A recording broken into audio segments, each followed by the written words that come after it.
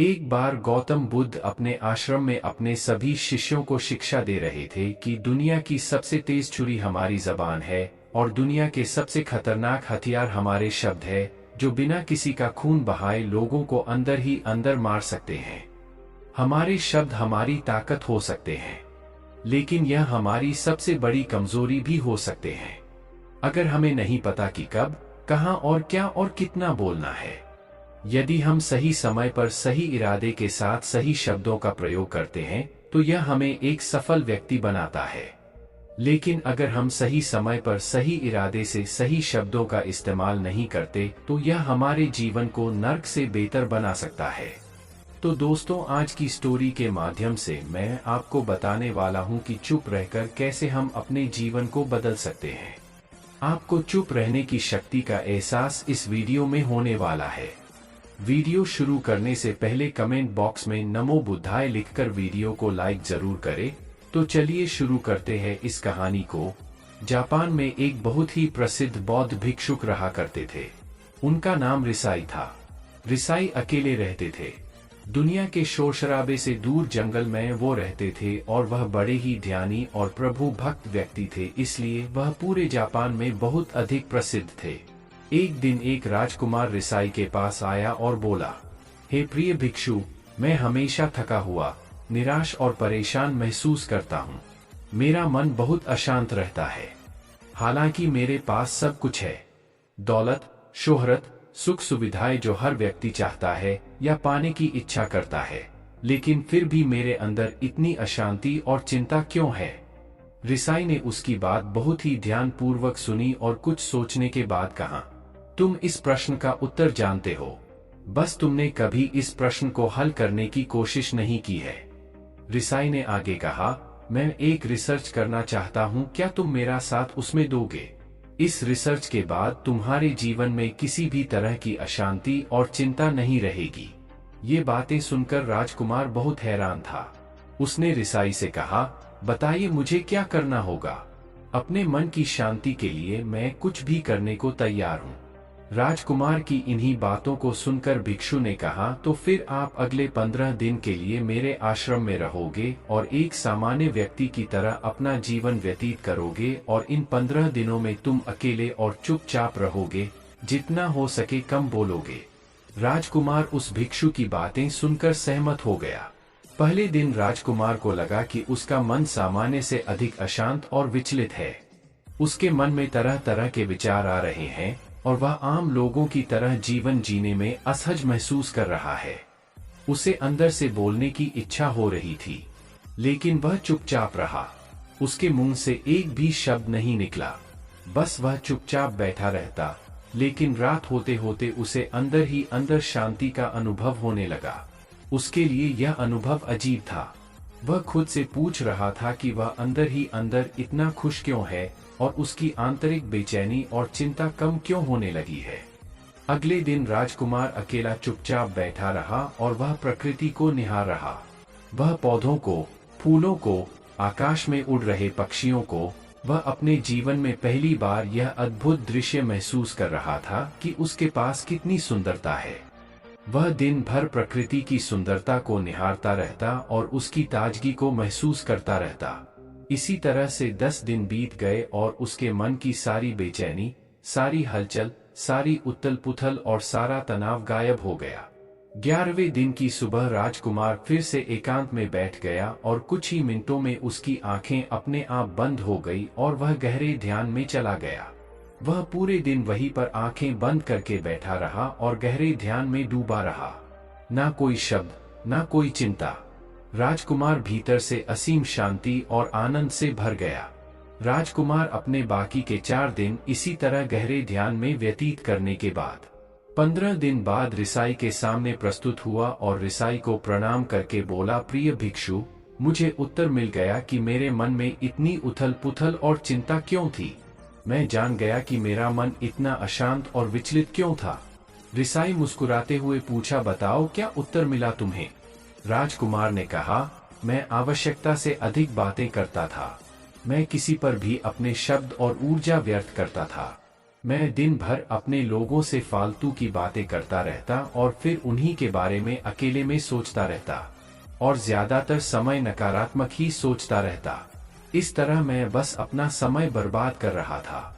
ज्यादा बोलने और नकारात्मक सोचने की वजह से मेरा मन अशांत और बेचैन हो गया था और इसी वजह से मैं किसी भी काम को ठीक से नहीं कर पा रहा था, जिसकी वजह से मैं हर काम में असफल होने लगा और फिर इन्हीं लगातार मिलने वाली असफलताओं की वजह से ही मैं और भी उदास और चिड़चिड़ा हो गया। इन्हीं सभी चीजों की वजह से मेरा जीवन नष्ट हो रहा था, लेकिन यहाँ पर बिताए हुए 15 दिन मेरे लिए पूरी तरह से अलग थे। मुझे कुछ अलग ही एहसास यहाँ पर हो रहा था। अब मुझे ऐसा लग रहा है मैं अपना जीवन पूरी तरह से जी रहा हूँ, लेकिन इससे पहले मैं अपना जीवन गलत तरीके से जी रहा था और मैंने यह भी सीखा कि हमें सिर्फ ध्यान करने की जरूरत नहीं है। ध्यान अपने आप होता है जब हम इस शांत और मौन होते हैं।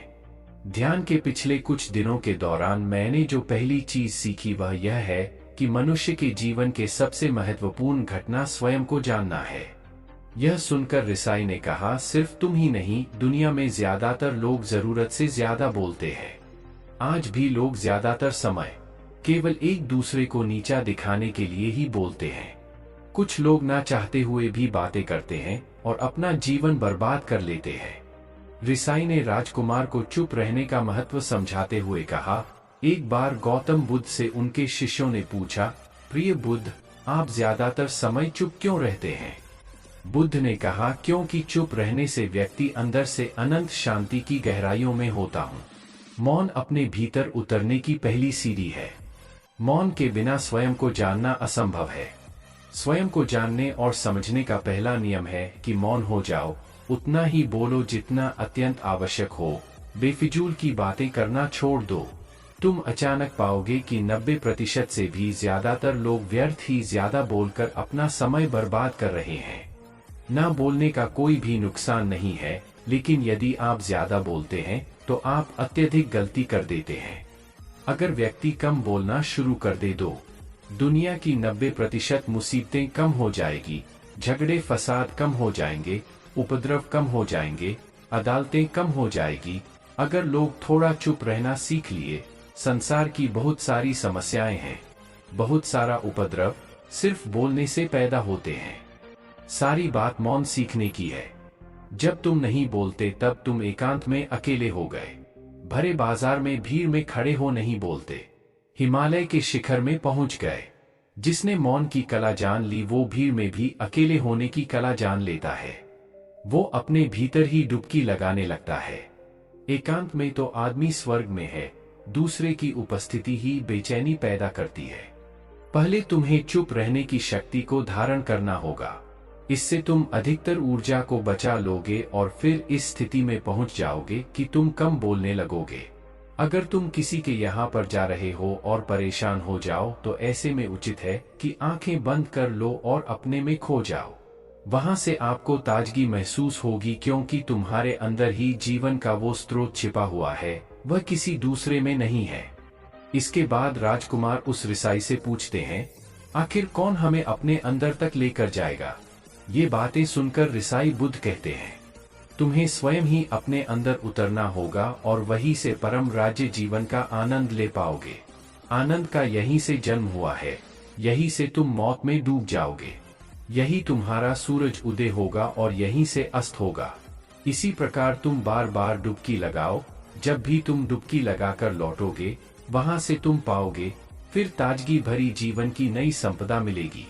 इस नई शक्ति के जन्म होने से तुम्हारी थकान गई, उदासी गई, चिंता गई।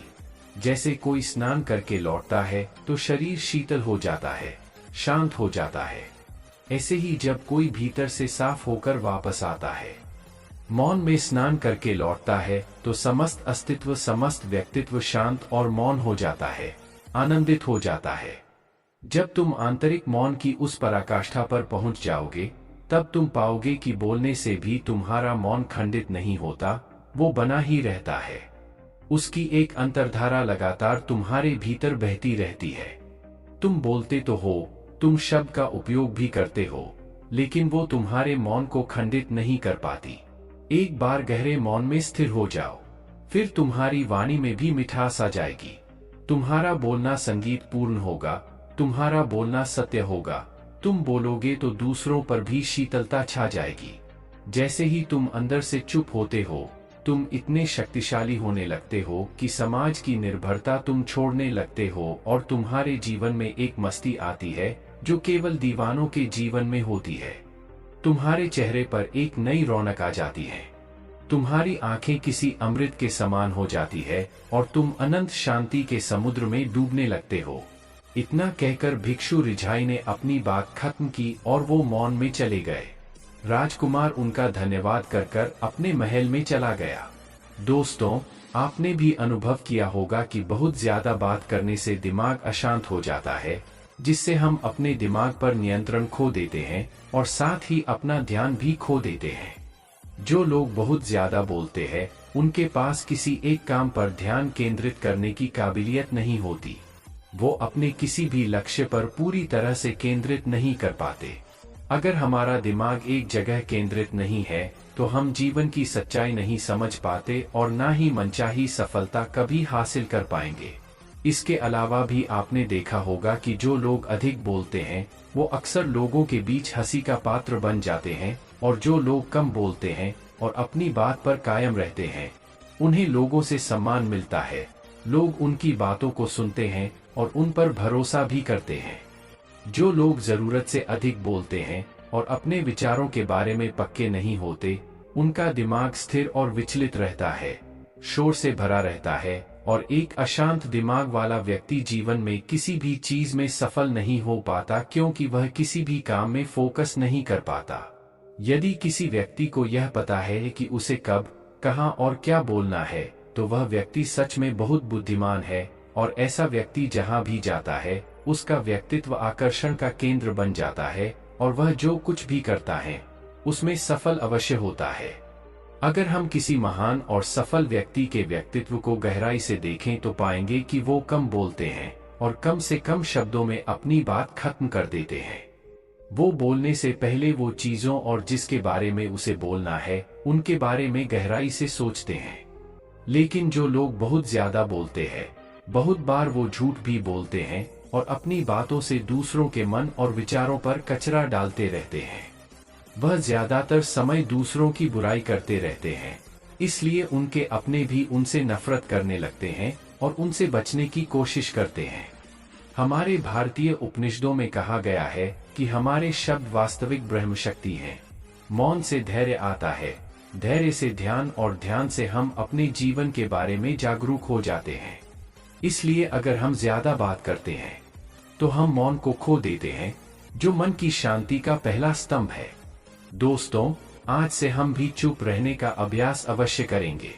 आज से हम भी वही बोलेंगे जो जरूरी है, और हम कोशिश करेंगे कि कम से कम शब्दों में अपनी बात खत्म करें, और हो सके तो कोशिश करेंगे कि रोज कम से कम 30 मिनट एकांत में चुपचाप बैठेंगे। और मुझे पूरा विश्वास है कि इससे हम सबके अंदर एक सकारात्मक बदलाव जरूर आएगा। इसी के साथ इस वीडियो को खत्म करते हैं। दोस्तों, उम्मीद करता हूं आपको इस कहानी से एक अच्छी सीख मिली होगी। यह कहानी आपको कैसी लगी हमें कमेंट बॉक्स में कमेंट करके जरूर बताएं, और साथ ही इस कहानी को अपने दोस्तों के साथ जरूर शेयर करें ताकि उन्हें भी इस कहानी से कुछ सीखने को मिल सके। धन्यवाद।